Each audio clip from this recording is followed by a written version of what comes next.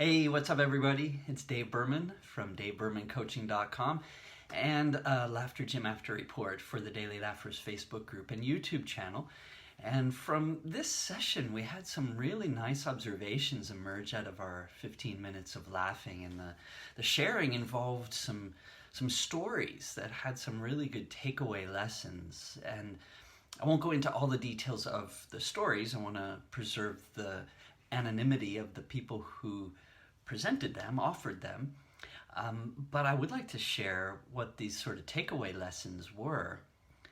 And so there was kind of a resonance among a few people's stories, including my own, seeing that when we simply accept the experience that somebody else is having, the way that they are sharing their emotional response to what seems like a situation, when in fact they're responding to their story about the situation, just accepting and letting them have that without challenging it, without questioning it, without trying to change it.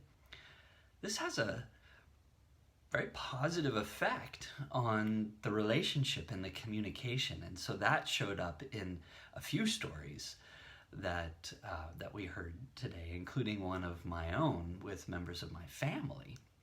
So that's kind of cool. And another story that came up that pointed to a different kind of takeaway lesson. Somebody had mentioned the phrase,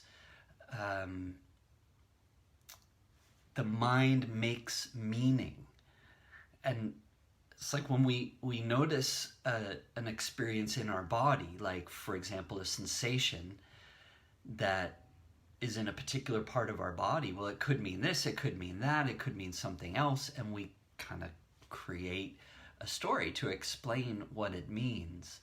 And so understanding this connection between thought, making up a story, and the experience that we live as a result of whether we believe that story or not, has a huge impact on our relationship with ourselves. And I was reminded when this member of our group used the phrase, the mind makes a meaning, that's something that I've said many times over the years. And just a couple of days ago, a video had come up in my Facebook memories that was all about that. And it was a really profound turning point in my time living in Saigon for nearly 2 years. And the story was about being on the back of a motorbike, which is a common form of transportation there as a taxi service. And my motorbike taxi driver was driving very fast, and it felt reckless, and I didn't really feel safe, and I was having all these thoughts about, gosh, I wish he would slow down, but I know he won't, and it doesn't matter what I say or do, and blah, blah, blah. I was afraid. And then we came to a red light, and there were all these other motorbikes stopped all around us, and I started laughing, and I started to engage with the people on the back of these other motorbikes, and people started laughing with me. And I realized I'm playing in traffic. Generally not a safe thing to do. Parents try to discourage their children from playing in traffic. But it was a turning point for me in discovering that I was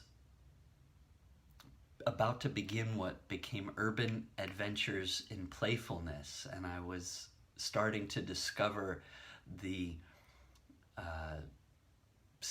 street performer experience of just being myself, not a recognized form of performing arts. To be a street performer didn't mean doing anything other than just being myself and being playful.